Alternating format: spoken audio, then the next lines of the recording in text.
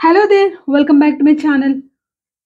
మనం జనరల్‌గా తెలుగులో మాట్లాడేటప్పుడు కొన్ని రకాల వర్డ్స్‌ని ఇంగ్లీష్‌లో చెప్పడానికి ఇబ్బంది పడుతూ ఉంటాం. సో, ఆ వర్డ్స్‌ని ఇంగ్లీష్‌లో ఎలా చెప్పాలో చూద్దాం. ఆ వర్డ్స్ ఏంటంటే అవన్నీ, అని, అలా అని కాదు, ఇలా చెప్తుంటాం గదా! అని, అంత, అది, అది కూడా, అది. సో, ఇలాంటివి ఎలా చెప్పాలో చూద్దాం. వీటన్నిటిని చెప్పడానికి మనకు ఉపయోగపడే ఒక వర్డ్ ఉంది. అదేంటంటే థాట్. థాట్. థాట్ అంటే చాలా మందికి పరిచయం ఉన్న వర్డే కానీ, దీన్ని అడ్వాన్స్ లెవెల్‌లో ఎలా ఉపయోగించాలో చూద్దాం. అది నా పుస్తకం. So, that is what I said. నేను చెప్పింది కూడా అదే. సో, ఇలా ఉపయోగిస్తూ ఉంటాం కదా! సో, ఎగ్జాంపుల్‌కి అవన్నీ అని చెప్పాలనుకోండి. ఎగ్జాంపుల్‌కి ఆమె దగ్గర డబ్బుంది, ఫేముంది, అవన్నీ ఉన్నాయి అని చెప్పాలనుకోండి. ఎలా చెప్తాం? షీ హాడ్ మనీ, డబ్బు ఉంది, ఫేమ్ ఉంది అంటే ఏంటి పేరుంది అండ్ ఆల్ దట్. సో, అలాంటివన్నీ ఉన్నాయి. లేక అవన్నీ ఉన్నాయి. డబ్బు, పేరు అవన్నీ ఉన్నాయి అని చెప్పాలనుకోండి. ఇవన్నీ చెప్పాక లాస్ట్‌లో అవన్నీ అని చెప్పేటప్పుడు అండ్ ఆల్ థాట్ అని చెప్పొచ్చు. సో, అక్కడ ఏమేమి అమ్ముతారంటే సో, థాట్ షాప్ సెల్స్ ఏమేమి అమ్ముతారు అంటే computers, mobile phones and all thought. So, అంటే ఇక్కడ అలాంటివన్నీ అమ్ముతారు అని. And all thought.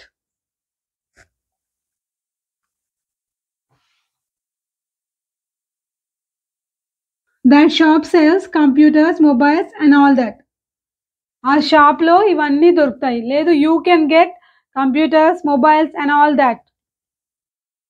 సో, ఇలా చెప్పొచ్చు.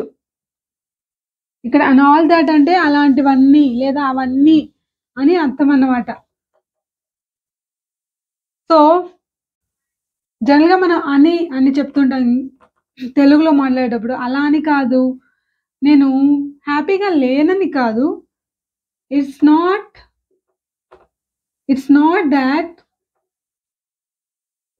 I am not happy. అంటే చూడండి. ఇట్ ఈస్ నాట్ థాట్ అంటే అలా అని కాదు అని చెప్పడం. ఇట్ ఈస్ నాట్ థాట్ ఏంటి? It is not thought I am not happy.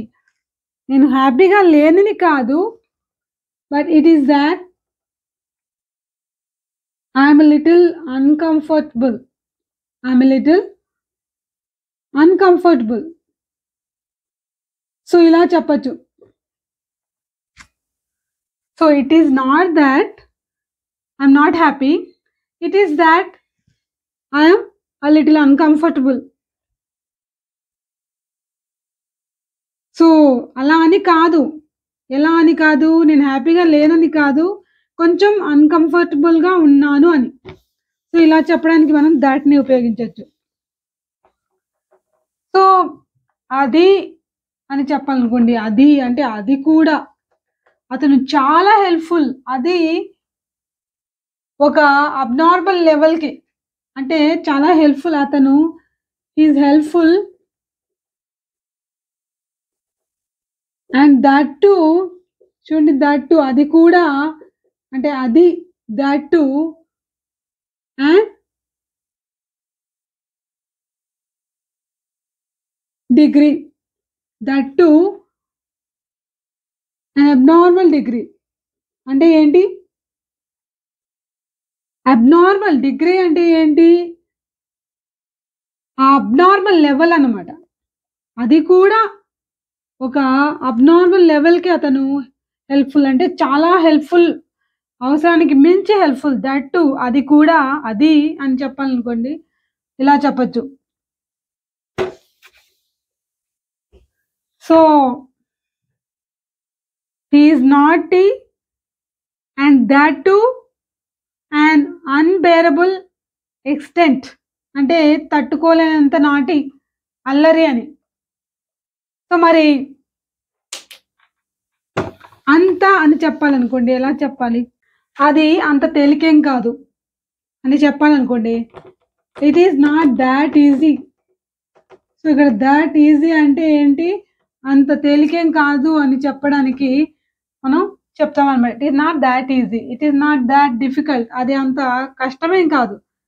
It is not that difficult అంటే నువ్వు చెప్తూ ఉన్నంత కష్టమేం కాదు. మనం ఇక్కడ ఇలా కూడా చెప్పొచ్చు, it is not all that. అది అంత కష్టమేం కాదు. It's not all that difficult. All that అంటే అంత కష్టమేం కాదు. సో సో ఇలా మనం దాట్ని ఉపయోగించవచ్చు. అంటే అంత అని చెప్పేటప్పుడు దాట్ని ఉపయోగించవచ్చు అనమాట. సో నేను వెళ్ళట్లేదు అదంతే అని చెప్పాలనుకోండి ఎలా చెప్పాలి? I'm not going, that's that, అంతే, దీన్ని ఎవరు మార్చలేరు అని. I'm not going, that's that. I'm not going to help you anyways, that's that. I'm not going to help him, that's that. అంతే, నేను హెల్ప్ చేయట్లేదు అదంతే. అదంతే అని చెప్పాలంటే దాట్స్ దట్ అనొచ్చు. ఇప్పుడు మీకు చాలా మందికి డౌట్ రావచ్చు, దాట్స్ ఇట్ అని ఎప్పుడు ఉపయోగిస్తారు అని. సో దట్స్ ఇట్ అంటే అంతే అని చెప్పడానికి, అంటే అయిపోయింది కన్క్లూజన్ అని చెప్పేటప్పుడు చెప్పచ్చు. I have completed my work, that's it. ఇంకా అంతే, ఇంకేం చేయాల్సింది లేదు, దట్స్ ఇట్, అంతే. ఇలా మనం చెప్పచ్చు అనమాట.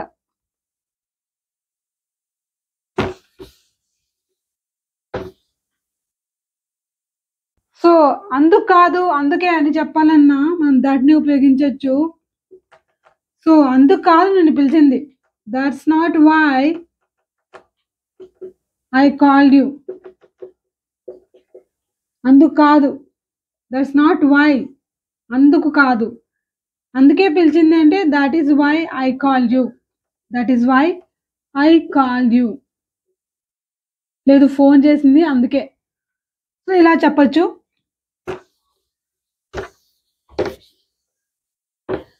సో అంతేకాదు మన అభిప్రాయాల్ని చెప్పేటప్పుడు కూడా మనం దాట్ని ఉపయోగించి చెప్పచ్చు. I'm certain, I'm certain that. I'm certain అంటే ఏంటి? నాకు ఖచ్చితంగా తెలుసు, నేను దాని గురించి ఖచ్చితంగా ఉన్నాను. దేని గురించి? దాట్ అని చెప్పి చెప్పాలి.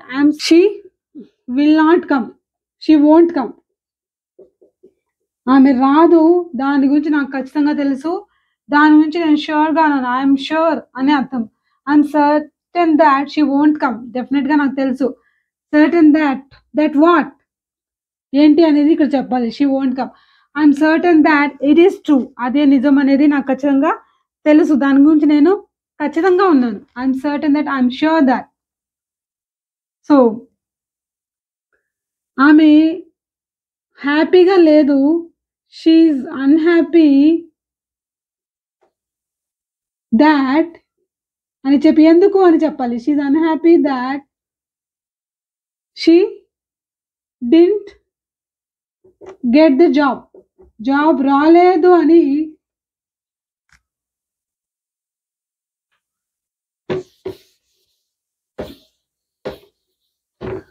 ఆమె హ్యాపీగా లేదు, she's unhappy that, unhappy that అని చెప్పి తర్వాత కారణం చెప్పాలి. That she didn't get the job, ఆమెకు జాబ్ రాలేదు అని ఆమె అన్హ్యాపీగా ఉంది. ఇక్కడ షీఈ్ అన్హ్యాపీ దాట్ అని చెప్పి ఇక్కడ మనం కారణం చెప్పాలి. సో అంతేకాదు మనం రిపోర్టెడ్ సెంటెన్సెస్లో చెప్పేటప్పుడు కూడా మనం దాట్ని ఉపయోగిస్తాము. మా అమ్మ చెప్పింది ఏమని? My mom said that we could go to play. మా అమ్మ ఏం చెప్పింది? My mom said that we could go to play. మేము వెళ్ళొచ్చు అంటే మాకు పర్మిషన్ ఇచ్చింది. మై మామ్ సెడ్ థాట్ అని చెప్పి తర్వాత అంతా పాస్ట్ టెన్స్‌లో చెప్పాలి. ఏం చెప్పిందంటే మా అమ్మ చెప్పింది ఏం చెప్పిందంటే, "we could go to play. So we could go to watch a movie" ఇలా చెప్పొచ్చనమాట. సో అంటే రిపోర్టెడ్ సెంటెన్సెస్‌లో మనం థాట్‌ని ఉపయోగిస్తాం. అలా అని చెప్పింది అని చెప్పేటప్పుడు మై మామ్ సెడ్ థాట్ అని చెప్పి తర్వాత ఏం చెప్పిందో మనం చెప్పాలి.